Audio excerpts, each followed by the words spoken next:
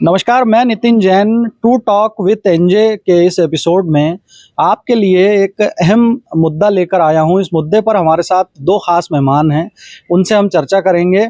सबसे पहले हमारे जो मेहमान हैं वो हैं डॉक्टर अशोक ठाकुर, जो एमजीएम मेडिकल कॉलेज में एसोसिएट प्रोफेसर हैं मेडिसिन विभाग में, और इस वक्त मेडिकल टीचर्स एसोसिएशन में सेक्रेटरी भी हैं।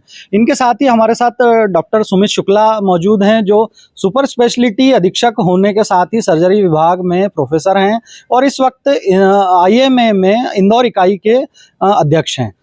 आज का जो हमारा मुद्दा है वो एक बेहद अहम मुद्दा है और इस मुद्दे पर मेडिकल टीचर्स एसोसिएशन, आईएमए सहित जितनी भी चिकित्सा संघ हैं उन लोगों ने लगभग अपना विरोध दर्ज करा दिया है। और ये मुद्दा जो है वो चिकित्सा महाविद्यालय जो हैं प्रदेश के शासकीय जो 13 महाविद्यालय हैं वहाँ पर ब्यूरोक्रेट्स की नियुक्ति से जुड़ा हुआ है। दरअसल राज्य सरकार ने के स्वास्थ्य विभाग ने, चिकित्सा शिक्षा विभाग ने एक प्रस्ताव तैयार किया है और इस प्रस्ताव में कहा जा रहा है कि आने वाले दिनों में जल्द ही इन चिकित्सा महाविद्यालयों में ब्यूरोक्रेट्स अपॉइंट कर दिए जाएंगे।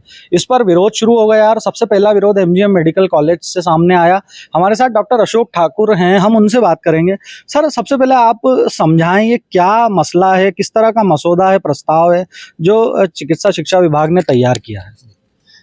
हमारे जो माननीय चिकित्सा शिक्षा मंत्री हैं श्री विश्वास सारंग जी, उनका एक बयान मीडिया के माध्यम से सामने आया था, जिसमें उन्होंने एक प्रस्ताव के बारे में चर्चा की कि सभी 13 जो मेडिकल कॉलेजेस हैं मध्य प्रदेश के, वहाँ पर जो अस्पताल प्रशासन है और जो कॉलेज है उसकी मदद के लिए एडीएम स्तर के अधिकारियों की नियुक्ति करेंगे। और उस बयान को जब आप ध्यान से सुनेंगे तो उसी में वो कह रहे हैं कि भैया जो अधीक्षक होते हैं उनको अस्पताल चलाने के लिए विशेषज्ञों की आवश्यकता होती है। तो हमारा जो विरोध है वो यही विरोध है कि जो राजस्व का व्यक्ति है वो किस तरह से अस्पताल चलाने के लिए विशेषज्ञ हो सकता है। जी, इस बारे में पहले भी शासन की तरफ से काफ़ी पहल हुई थी और प्रस्ताव भी आए थे, और उसी प्रस्ताव के तहत एमजीएम मेडिकल कॉलेज में हॉस्पिटल एडमिनिस्ट्रेशन जो अधीक्षक के अंतर्गत कार्य करेंगे उसका एक पद स्वीकृत है, असिस्टेंट हॉस्पिटल एडमिनिस्ट्रेटर उसके 2 पद स्वीकृत है और बायोमेडिकल इंजीनियर का 1 पद स्वीकृत है। तो वास्तव में अगर सरकार की मंशा है कि यहाँ पर क्वालिटी को सुधारना है तो मुझे लगता है कि इन पदों को भरना चाहिए। और इसके लिए अगर बैकग्राउंड में देखें कि 1990 के दशक में इस तरह का प्रयोग स्वास्थ्य विभाग में सरकार ने किया और आज की डेट में स्वास्थ्य विभाग लगभग अकर्मण्य अवस्था में चले गया है और वहाँ पर कुछ काम नहीं होता है। आज जो स्वास्थ्य की सारी जिम्मेदारी वो चिकित्सा महाविद्यालयों के ऊपर है, जो चिकित्सा शिक्षा के साथ इस काम को बखूबी निभा रहे हैं। तो इस प्रयोग से प्रयोग जो कि पूरे भारत में कहीं पर भी आज तक लागू नहीं है, ऐसा कौन सी शासन के पास रिपोर्ट है, कौन से आयोग ने ऐसा बता दिया कि इससे कुछ परिवर्तन आ जाएगा। जो व्यक्ति इस काम को जानता ही नहीं है उसके द्वारा यहाँ पर कोई परिवर्तन नहीं आएगा। परिवर्तन तभी आएगा जबकि हमसे चर्चा करे, माननीय मुख्यमंत्री, माननीय चिकित्सा शिक्षा मंत्री जी हमसे चर्चा करें, हमसे आप अच्छे जो भी फीडबैक है वो लें और उस आधार पर अच्छी नीतियाँ लाएं। एक चीज़ मैं आपसे कहना चाहूँगा कि एक चर्चा है कि सरकार पिछले लंबे समय से, अगर 1-2 दशक की हम बात करें, तो जो चिकित्सा महाविद्यालयों के जो संगठन होते हैं, चिकित्सा संघ होते हैं, उनकी जो बार-बार हड़तालें होती हैं, उनकी जो मांगें होती हैं, उसको लेकर वो लोग ये सोचते हैं कि हमारा एक प्रशासनिक स्तर पर हमारा एक हस्तक्षेप होगा अगर महाविद्यालय में, तो कम से कम हम कुछ व्यवस्थाओं को सुचारू रूप से चला पाएंगे। इन सब दखलंदाजी और हड़ताल और उन हड़तालों का एक दूसरे संघों के समर्थन से उनको जो है एतराज़ है, इस तरह की भी बातें सामने आ रही हैं। तो क्या आप ये सोचते हैं? देखिए, सबसे पहली बात तो हम एक लोकतांत्रिक देश में रहते हैं और यहाँ पर जो भी विधि सम्मत तरीके हैं तो उसके तहत सभी को अपनी बात रखने का अधिकार है। और दूसरी बात है कि मेडिकल कॉलेज में चिकित्सा शिक्षकों की हड़ताल अभी जब से मैंने ज्वाइन किया उसके बाद से तो कोई हड़ताल हुई नहीं है। और अधिकतर जो हमारा प्रयास रहता है कि हम प्रदर्शन से और जो भी लोकतांत्रिक पद्धति से अपनी बात को रखें। और ये जो संस्था है, जैसे हमारी एक मूल नीति है जिसमें कि ये कहते हैं कि शिक्षा और चिकित्सा है, इसको अच्छा काम तभी कर सकता है जबकि इनको एक स्वायत्तता दी जाए। और ये नीति को सरकार भी मानती है, तभी तो सरकार ने पूरे मध्य प्रदेश में जितने मेडिकल कॉलेजेस हैं उनको ऑटोनॉमस बनाया।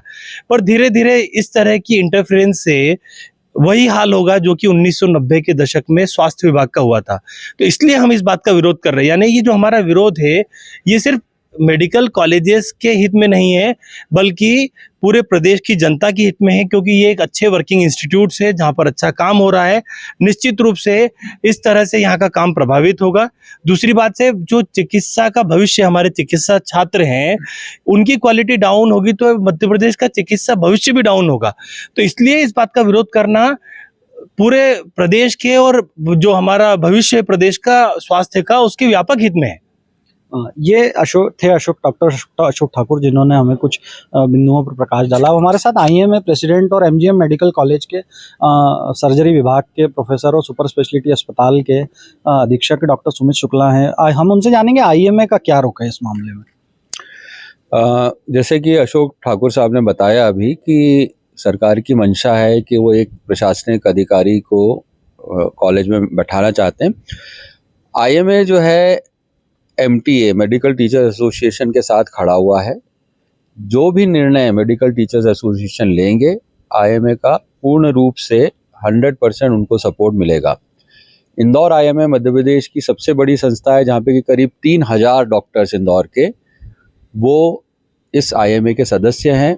इसके अलावा आईएमए की एक मेडिकल स्टूडेंट्स विंग भी है, जिसमें कि सारे मेडिकल स्टूडेंट्स और जूनियर डॉक्टर्स भी जो है उसके सदस्य हैं। तो ये एक बहुत बड़ी संस्था है। आईएमए और डॉक्टरों की मदद से ही हम लोगों ने जो पिछली कोरोना की 2 वेव्स आई थी, उसमें बहुत ही अच्छी तरह से काम किया और इस शहर को और प्रदेश को जो है वो बहुत ही कठिन परिस्थितियों से जो है बाहर निकाला है। आज भी आईएमए तीसरी लहर के लिए पूरी तरह से तैयार है, लेकिन कभी कभी जब इस प्रकार की खबरें आती हैं जिससे कि हमारे डॉक्टर्स का हित नहीं जुड़ा रहता है और कुछ अच्छा नहीं होता है, तो आईएमए जो है वो पूर्ण रूप से सारे डॉक्टरों के साथ, मेडिकल टीचर्स के साथ में खड़ा रहेगा। और जो भी निर्णय मेडिकल टीचर्स लेंगे, आईएमए उसको पूर्ण रूप से सपोर्ट करेगा। डॉक्टर सुमित शुक्ला अपनी बेबाकी के लिए हमेशा से जाने जाते रहे हैं। ये जो पूरा मसला है, इसके पीछे की वजह डॉक्टर सुमित शुक्ला किस तरह से इसको देखते हैं, आईएमए इसको किस तरह से देखता है, और इसके पीछे की क्या कोई ऐसी वजह है जिस पर आप थोड़ा गौर करेंगे? क्या एक्चुअल वजह है, हम लोगों से डिस्कस नहीं किया गया। सिर्फ ये बातें आ रही है कि वो प्रशासनिक रूप से जो है डॉक्टर्स अच्छे नहीं रहते हैं, प्रशासनिक निर्णय जो है वो ले नहीं पाते हैं। लेकिन अगर हम लोगों को भी उस प्रकार से कुछ ट्रेनिंग दे दें जो वो लोग चाहते हैं, तो वो निर्णय ले लेंगे। भाई, हमारे डॉक्टर्स भी आईएएस बनते हैं, ऐसा तो है नहीं कि नहीं बनते हैं। लेकिन अगर अस्पतालों को चलाना है तो जो एक्सपीरियंस डॉक्टरों के पास है, क्योंकि उनको न केवल डॉक्टरों से डील करना है बल्कि स्टूडेंट से डील करना है, मरीजों से डील करना है, बाहर की सोसाइटी से, क्योंकि एक डॉक्टर जो है एक सोसाइटी का व्यक्ति रहता है, उसकी जड़ें जो है पूरे सोसाइटी में फैली रहती है। एक एक डॉक्टर के पास में हजार परिवार जुड़े हुए रहते हैं।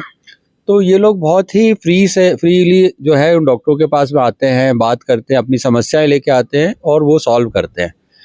तो अगर प्रशासनिक अधिकारी आते हैं तो कहीं ना कहीं जो डॉक्टरों में और प्रशासनिक अधिकारियों में रिफ्ट जो है वो बढ़ेगी, जिससे कि अस्पताल की वर्किंग में हो सकता है समस्याएं धीरे धीरे बढ़ती जाएं। तो इसलिए अगर ऐसा लग रहा है कि डॉक्टर्स में एडमिनिस्ट्रेशन की कुछ कमी है, तो उनको एडमिनिस्ट्रेशन ट्रेनिंग दे के जो है वो कमी दूर की जा सकती है। ये थे डॉक्टर सुमित शुक्ला, जिन्होंने अपनी बात रखी। अब हम एक बार फिर से डॉक्टर अशोक ठाकुर से ये जानना चाहेंगे कि डॉक्टर साहब, क्या चिकित्सा महाविद्यालयों के अंदर जो विभागीय गुटबाजी होती है और उस गुटबाजी को लेकर खबरें भी समय समय पे कई बार सामने आती रहती है, क्या सरकार इसको भी क्या नज़र में रख के इस तरह का निर्णय लेने के लिए उत्सुक नज़र आ रही है, आपको लगता है?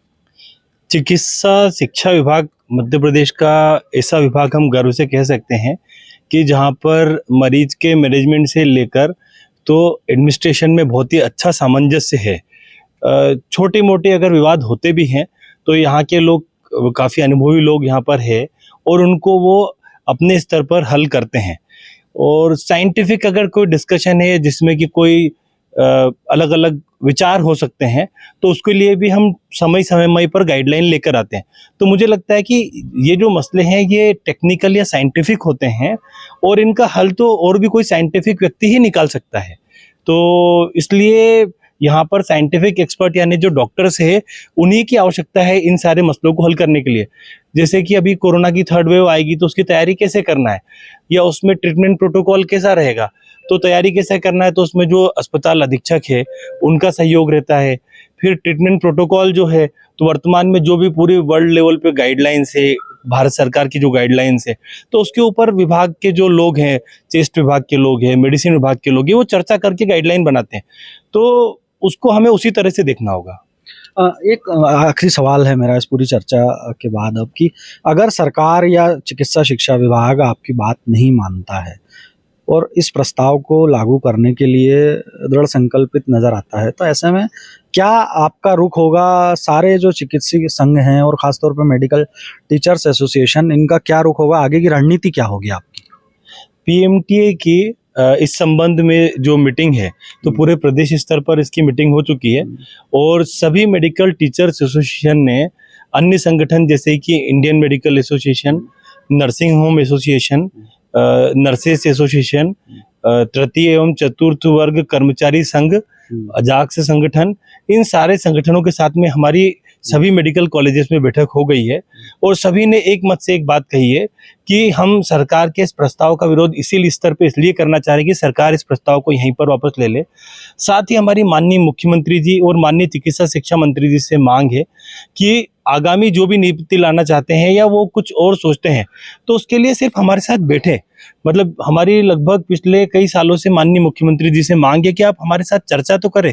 तो मैं आपके माध्यम से भी उनसे मांग करता हूं कि हमसे चर्चा करें, हमारे साथ बैठे, तो हम आपको कई अच्छे सुझाव दे सकते हैं और शायद व्यवस्थाओं को ज़्यादा बेहतर बनाने में मदद कर सकते हैं। अगर इसके बाद में भी सरकार नहीं मांगती है, तो सभी संगठनों का स्पष्ट विचार है कि इस आंदोलन को उग्र आंदोलन के रूप में परिवर्तित करेंगे। ये थे doctor Ashok Thakur, MTA secretary, और डॉक्टर सुमित शुक्ला, जिनसे हमने बात की और हमने जाना कि आखिर क्यों चिकित्सा संगठन जो हैं वो सरकार के इस प्रस्ताव का विरोध कर रहे हैं, जिस प्रस्ताव में ब्यूरोक्रेट्स को चिकित्सा के जो महाविद्यालय हैं वहाँ पर नियुक्त करने की बात कही जा रही है।